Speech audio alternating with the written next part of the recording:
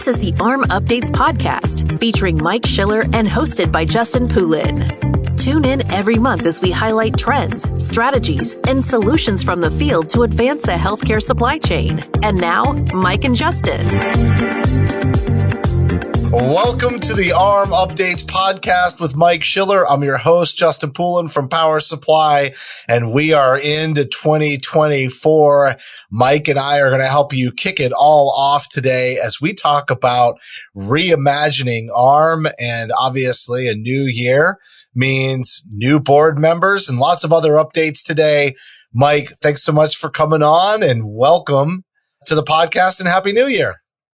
Yeah, Happy New Year to you too, my friend, and to all those who are going to listen to this podcast. Happy New Year. It's been a rocking start already, my friend. As you mentioned, every January, our board members, we have board members that roll off of their 3-year terms. We've got some new board members that are joining us. We also have that same similar rotation through our chair.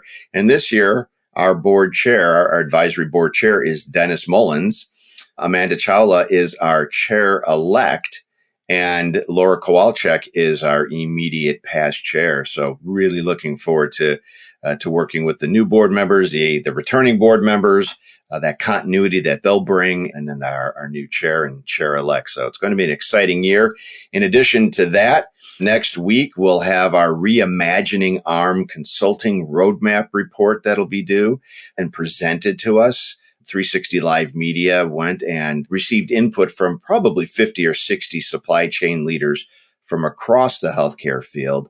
And I'm really looking forward to that report. As I mentioned, it's a roadmap report. It's really going to begin to chart the path forward for AHRMM in 2024 and beyond. Other news, I've been named the Interim Executive Director of AHRMM. So there's quite a bit going on.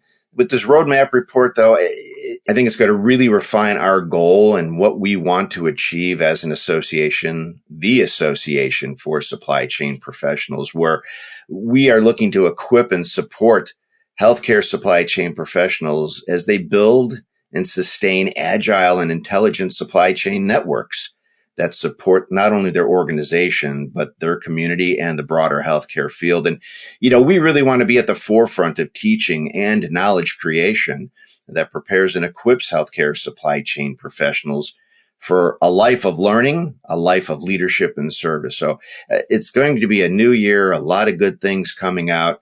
And I'm excited. I'm buckled up. I'm strapped in, and the rocket's firing up. Well, and you've got a new role, as you mentioned. You were announced the interim executive director. So I imagine that this roadmap is going to really dictate a lot of the early initiatives to kick off the year and really lay out some of your strategy. I'm sure it's not just for 2024, that this is a reimagining of 2024 and beyond, but how will that information get shared out? I realize that you and the board will receive the report, but then how do you then to take that information, put it into action, share it with the membership? And maybe that's kind of part of what their recommendations will be in the report, but can you give us a little more detail around next steps once you receive the report? Well, next steps, absolutely. You mentioned it, right, is getting together with the board and evaluating the strategic roadmap and aligning that with our strategic plan. I would fully envision that we would have short, mid, and longer term goals, because you're absolutely right. This isn't 2024 one and done, right? This is a reimagining of AHRMM in 2024. Moving forward. And so there will be, some layered goals in there. And then, of course, striking the right balance with the staff and bandwidth, and what are the goals that we want to prioritize first? Again, what are some of those midterm goals and ultimately the longer term goals? So, as I mentioned, what we're looking to do is to equip supply chain professionals and be at the forefront of teaching. So I think that's going to be fundamental to that reimagining AHRMM. It's really about content. It's the supply chain has changed. The world has changed. Post-COVID COVID is that line, right? That everybody, it's that line of demarcation, pre-COVID, post-COVID, things have changed, and supply chain and the way we operate has changed. And so it's really meeting the needs of today's supply chain professional. So you talk about content and you really talked about teaching. So I can imagine that the education team will be a big focus, as will the education committee, as you continue to develop content that is centered around teaching in an ever-changing environment. Absolutely. And so our education staff of Sama Bangash and Melissa Serrano are going to be working very closely with the education committee. We sent out just a brief, you and I talked about this last year, a brief 5-question voice of the member survey to help guide some of that input into this larger project and initiative of content development. And we're going to be looking at more of a formal membership survey that will have those components as well. So we're going to be continually taking the pulse check, if you will, of our membership and of the field, and understanding what is the content that our members are asking for and how do we develop that content to meet their needs. But also, we really need to begin looking forward. Not that we haven't, but I think that's going to be a key component here, because AI technology is racing at such a breakneck speed. And I know that's one of the areas that came out of that voice of the member survey is AI in supply chain. What does that look like? And we've got ideas on areas that it makes sense to employ or overlay some AI on those operations. But I think, again, there's just so much going on. You've got a very, very different and dynamic global environment now, something we really didn't have even just a few years ago. There's all of these different factors that we need to take into consideration. And then you had the great resignation, and now they've got what we're calling the great retirement, right? We're seeing that turnover in the workforce. So you've got a lot of young professionals coming into the healthcare supply chain, and their needs are very different from the tenured professionals who've been in the supply chain for the last 30 years. So there's so many different dynamics to look at, and it's really going to be the input and the work of the education committee, these surveys that are going to help inform and guide us as we develop that content for our members and for the supply chain professionals at large. Yeah, fantastic point about why you would focus on training and education. There is an enormous amount of turnover in healthcare, not just in supply chain, but really across the board too. And so training and education, it's great that you're leading the way as an organization in that regard for supply chain. And, obviously I think other areas of healthcare are going to have to follow suit on that, because staffing continues to be a major conversation for healthcare organizations. Now, typically at the end of our monthly updates, we are talking about something on the fringe, but instead we are going to highlight the call for abstracts. And maybe I'll position this.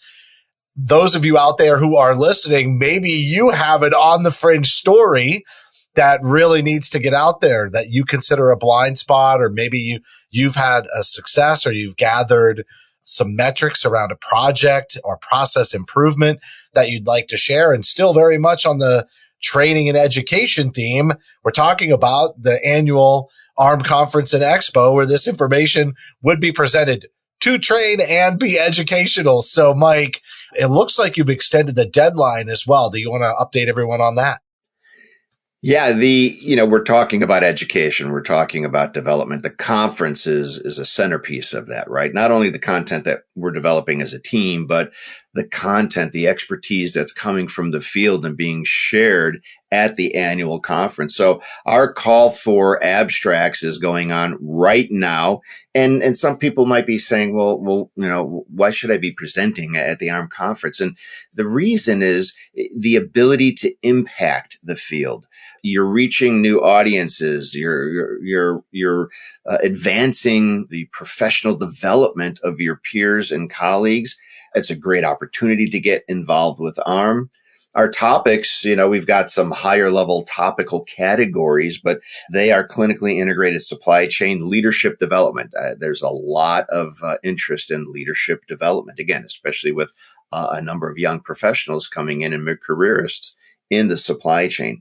Leadership development and community engagement, right? We saw a lot of this during COVID, and I'm so pleased to see this focus on continued community engagement between healthcare organizations and the neighborhoods that they are in. Technology and analytics, as I mentioned, right, that's just moving at such a breakneck speed. And data standards, including adoption of the UDI. So these are some of the higher level topical categories, but again, this is centerpiece to education, to development. And let's not forget the networking opportunity, right? That building your own personal professional network at these conferences is critical, because these are the relationships that you carry throughout your career. These are the folks you pick up the phone or you drop an email to and you say, hey, I've got this going on here. Have you experienced this, or how have you addressed it? So, there's a lot of those informal elements that are just as important coming out of the conference as the education that's being delivered at the conference. Yep. I couldn't agree more. And I'm excited. I just want to congratulate you and Dennis Mullins, the new chair of the advisory board. Looking forward to all of the great work that's going to be done in 2024. Definitely excited about the report that will be coming out and laying that roadmap. So looking forward to seeing information on that. And again, I want to just really put that big push for that call for abstracts. There are often people who are maybe nervous about presenting, or maybe feel like their topic or their idea isn't worthy on a main stage for whatever reason or another. And that often is far from the truth. And you would be shocked. And so you'll never know if you don't submit the abstract and get the feedback. And so, Mike, great direction on maybe some of the higher level topics to get people thinking about that. But remember, the abstract is not the fully developed presentation. It's your idea. So it's stage one. So first, present the abstract, and then you can put in the extra effort with lots of runway until the conference to put the actual presentation together as well. So sometimes people place a whole lot on what they need to do to submit their idea for acceptance as well. And so I always like to clarify that and encourage people present, and then get feedback on your thoughts, because it'll only help, iron sharpens iron. It'll only help your idea become more refined and more effective. So Mike, great job. Looking forward to 2024. Thanks for coming on the show and helping me kick it all off with this AHRMM Updates, the very first one of 2024. Yeah, I'm looking forward to a great year ahead, and to let folks know, if you've got any questions about the abstracts, about the conference, AHRMM in general, just reach out to us at arm@aha.org.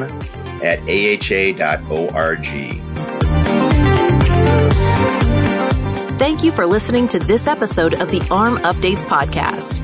For additional resources, visit our website at ahrmm.org. That's AHRMM.org. Tune in next month for another edition of the AHRMM Updates podcast.